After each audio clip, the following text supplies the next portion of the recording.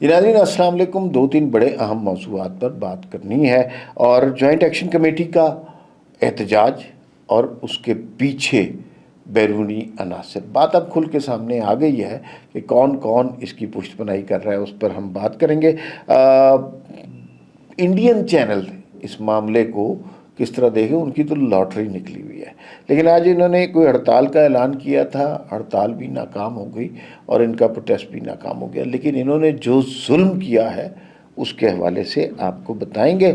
G B کا result ابھی بھی ویٹنگ میں ہے اور ابھی بھی کہا جا رہا ہے کہ تقریباً 5 حلقے ایسے ہیں کہ جن کے رزلٹ آنے، ان 5 حلقوں میں کون جیت سکتا ہے، کیونکہ 15 جون کو ان پہ ری پولنگ کا حکم آ گیا ہوا ہے، تو ان 5 حلقوں میں کے بعد سچویشن کیا ہوگی۔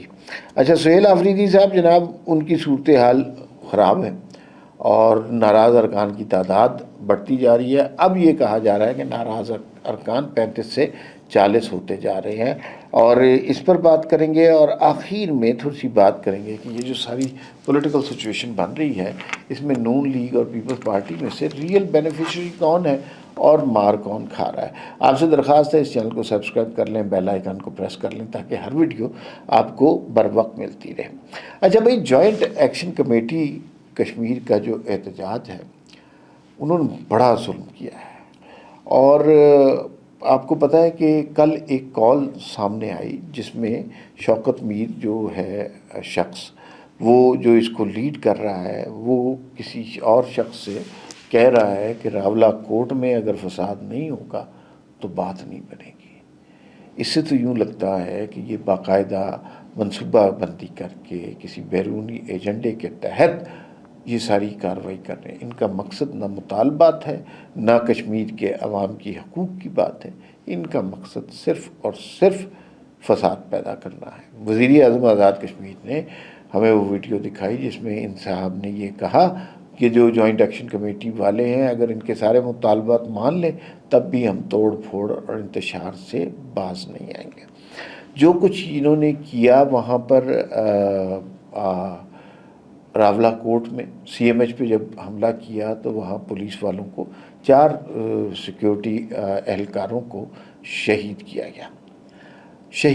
گیا اور پھر ان کی لاشوں کے ساتھ جو بے حرمتی کی گئی، کسی کو مار کے شہید کر کے اس کی لاش کو لٹکا دیا گیا، کسی کی آنتیں نکال لی گئی، کسی کو چہرہ مسخ کر دیا گیا، اس طرح کی حرکتیں کی ہیں۔ آج آپ نے دیکھا کہ انہوں نے ایک ہسپتال پر حملہ کر دیا۔ مثلا ہسپتال والوں، یہ تو جنگ کے دنوں میں دشمن بھی نہیں کرتا، اور یہ اپنے آپ کو کشمیر کے ہی لوگ کہتے ہیں، میرا نہیں خیال یہ کشمیر کے لوگ ہیں۔ تو انہوں نے ہسپتال پر حملہ کر دیا، مریضوں کو ڈنڈے مارنا شروع کر دیا، ہسپتال خالی کرانا شروع کر دیا۔ پھر ابھی وہ ایک انفارمیشن آئی تھی کہ ISI نے 5 کے قریب را کے ایجنٹس، جن کے پاس اسلحہ بھی ہے، لیپ ٹاپ بھی ہے، بڑے لیٹسٹ موبائل بھی ہیں اور نقشے بھی ہیں، ان کو پکڑا ہے، اور وہ بھی اسی علاقے سے۔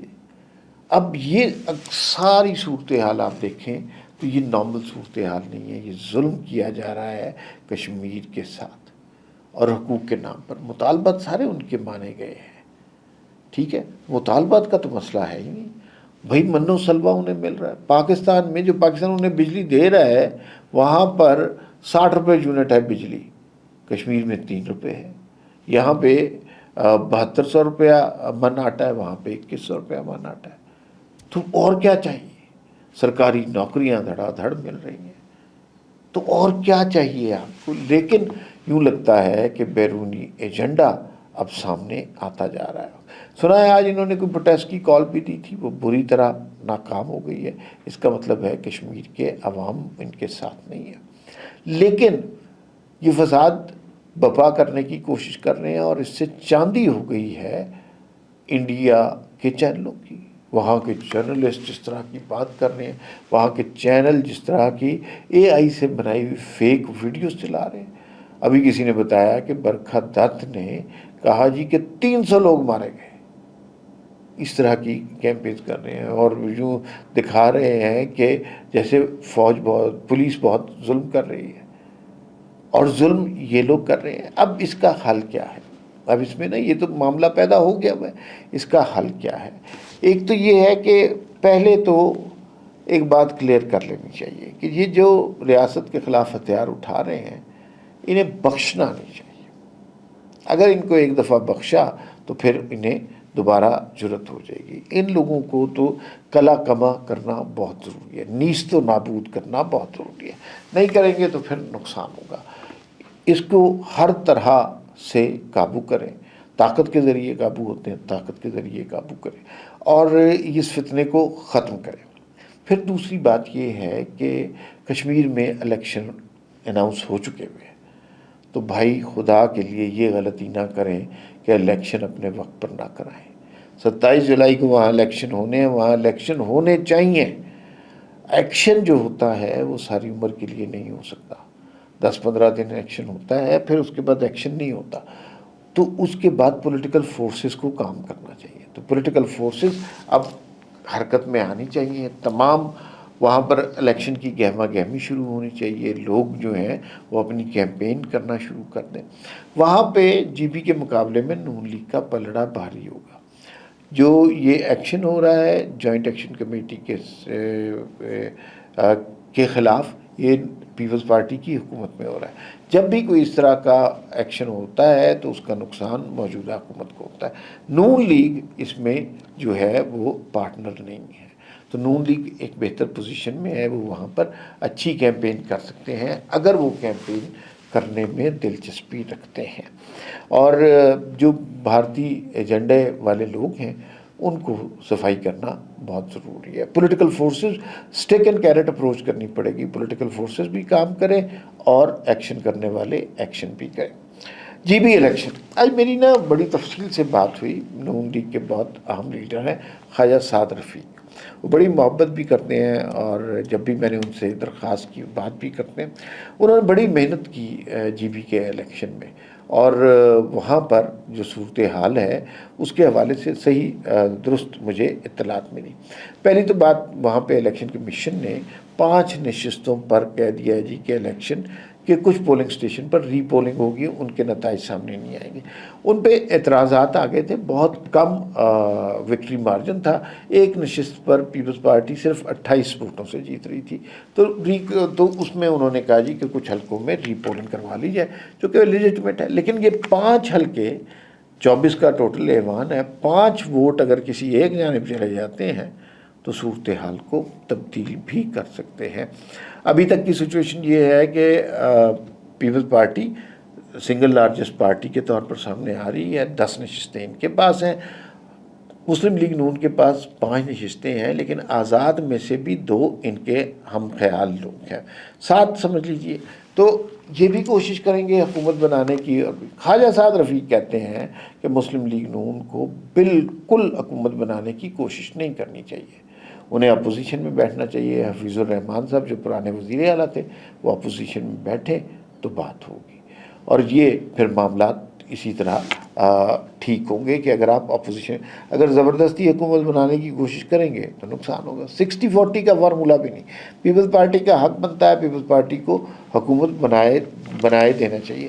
دوسرا، شکست کی وجوہات بھی خواجہ سعد رفیق نے بتائی، انہوں نے بہت تعریف کی امیر مقام صاحب کی اور کیپٹن صفدر کی، جاوید عباس، مرتضیٰ جاوید عباسی کی، کہ ان لوگوں نے بہت محنت کی کیمپین میں۔ لیکن مسئلہ یہ ہے کہ ان کے پاس پارٹی فنڈ کی جانب سے کچھ بھی نہیں تھا، بلکہ جھنڈے بھی یہ لوگ اپنی طرف سے انہوں نے بنوائے ہیں، لیکن پارٹی نے ان کو سپورٹ نہیں کی، جبکہ پیپلز پارٹی نے پارٹی فنڈ سے خزانوں کے منہ کھولے ہیں اور وہ الیکشن کیمپین کی ہے، جہاں پیسے خرچ کرنے تھے وہ کیے ہیں، اور اس کا نتیجہ بھی سامنے ہوا۔ خواجہ سعد رفیق اس بات کے بھی خلاف تھے کہ نواز شریف اس کیمپین میں شریک ہو، اس لیے کہ وہ سمجھتے تھے کہ نواز شریف اور بلاول کے سٹیچر میں فرق ہے، دونوں کو آمنے سامنے نہیں ہونا چاہیے۔ پھر اگر نواز شریف چلی گئے تھے، پھر 2-3 دن وہاں پر رہتے، کیمپین کرتے، 1-1.5 گھنٹے کے اندر جا کر کیا انہوں نے کر لیا، اس سے کچھ بھی فرق نہیں پڑا۔ اور جو ہے اب پیپلز پارٹی کی حکومت بننے دیں وہاں پر اور چپ کر کے بیٹھ جائیں، یہی حل ہے۔ ایک اور بات خواجہ سعد رفیق نے بہت امپورٹنٹ کی کہ یہ نہیں ہو سکتا کہ آپ اچانک جائیں ایک مہینہ پہلے اور کہیں جی کہ ہم وہ 4 جلسے کریں گے اور ہم یہ علاقہ اپنے ووٹ سے فتح کریں گے، ایسے نہیں ہو سکتا۔ پیپلز پارٹی نے جی بی میں کام کیا ہوا ہے اور کافی عرصے کام کیا ہے، اس کا نتیجہ انہیں نکلا ہے۔ یہ جو ایک دم والی بات ہے نا، اس طرح نہیں ہو سکتا۔ تو خواجہ صاحب بہت سچی کھری باتیں کرتے ہیں۔ انہوں نے کشمیر کے مسئلے کا بھی ایک حل بتایا کہ بنیادی طور پر جو 12 نشستوں کا، مہاجرین کی نشستوں کا مسئلہ ہے، انہوں نے کہا اس کا حل یہ ہے کہ لوگ کہتے ہیں، کشمیر کے لوگ، ان 12 نشستوں کی وجہ سے کشمیر کی اسمبلی کو ہم مینپولیٹ کرتے ہیں۔ تو انہوں نے کہا کہ اس کا بہترین حل یہ ہے کہ کشمیر کے اندر نشستیں اضافہ کر دی جائیں، کافی نشستیں بڑھا دی جائیں، اس طرح کر دیں کہ یہ 12 کا نمبر اہم نہ رہے، وہاں پر زیادہ لوگ الیکٹ ہوں اور یہ 12 نشستیں اتنی امپورٹنٹ نہ رہیں۔ تو یہ ہے، اس صورتحال میں لگتا یہی ہے کہ پیپلز پارٹی اپنی حکومت بنائے گی، کیونکہ اب بجٹ بھی پاس ہونے لگ گیا ہے اور سارے اجلاس بھی آگے بڑھ رہے ہیں۔ سہیل آفریدی صاحب کی کیا پوزیشن ہے؟ سہیل آفریدی صاحب کی پوزیشن خراب ہے۔ جو ناراض ارکان کی تعداد بڑھتی جا رہی ہے، پہلے 22 تھی، آج ان کے کوئی رکن تھے، فضل الہی، انہوں نے بتایا جی کہ 35 سے 40 ارکان ہیں۔ اگر یہ تعداد اس طرح رہتی ہے تو پھر تو جناب یہ نہیں ہو سکتا کہ آپ بجٹ پاس کروا لیں، اس طرح بجٹ پاس نہیں ہوگا، اور بجٹ پاس نہیں ہوگا تو حکومت ختم۔ یہ 35 سے 40 ارکان کے پیچھے کون ہے یہ نہیں پتہ چل رہا، لیکن کچھ واقفان حال کہتے ہیں کہ اس کے پیچھے علی امین گنڈا پور ہے۔ نعرہ انہوں نے یہ رکھا ہوا ہے کہ بھئی یہ عمران خان کے رہائی کے لیے کچھ نہیں کر رہے، لیکن اصل مسئلہ یہ ہے عمران خان کی رہائی سے علی امین گنڈا پور کو بھی کچھ نہیں مطلب یہ ہے کہ اقتدار کی جنگ ہے اور ایک دوسرے کو نیچا دکھانے کا سارا طریقہ ہے۔ تو اختیارات ان کے پاس تھے، انہیں دوبارہ چاہیے، دیکھیں کیا بنتا ہے۔ 35 سے 40 ارکان بہت بڑا نمبر ہے۔ اس ساری گیم میں جب ہم پنجاب کی بات کر رہے ہیں، کے پی کے کی بات کر رہے ہیں، جی بی کی، کشمیر کی بات کر رہے ہیں، بجٹ کی بات کر رہے ہیں، بینیفیشری کون ہے؟ تو یوں لگتا ہے کہ بنیادی بینیفیشری پیپلز پارٹی ہے، اس لیے کہ وہ سارے بینیفٹ اٹھا رہی ہے۔ جی بی میں ان کی حکومت ہے، کشمیر میں ان کی حکومت ہے، بلوچستان میں ان کی حکومت ہے، سندھ میں ان کی حکومت ہے، صدر ان کا ہے، سینٹ کا چیئرمین ان کا ہے، گورنر ان کے، تو بھائی وہ تو زیادہ بینیفٹ ہے نا۔ اور پھر دوسرا، اس حکومت کی کارکردگی کا کوئی وہ ذمہ اپنے سر نہیں لینا چاہتے۔ وہ کہتے ہیں کہ ہم اس حکومت کے اتحادی نہیں ہیں، لیکن کبھی ضرورت پڑتی ہے تو نظام کو چلانے کے لیے ہم ووٹ دے دیتے ہیں۔ یہ ان کی صورتحال ہے۔ نون لیگ نے اپنے پتے اتنے اچھے نہیں کھیلے۔ خواجہ سعد رفیق نے کہا تھا نواز شریف کو کہ 2024 کے بعد کہ آپ کو حکومت نہیں لینی چاہیے، لیکن حکومت انہوں نے لے لی، تو اب اس کا کچھ خمیازہ بھگتنا پڑے گا۔ فی الوقت اتنا ہی، پھر ملاقات ہوگی۔ اللہ حافظ۔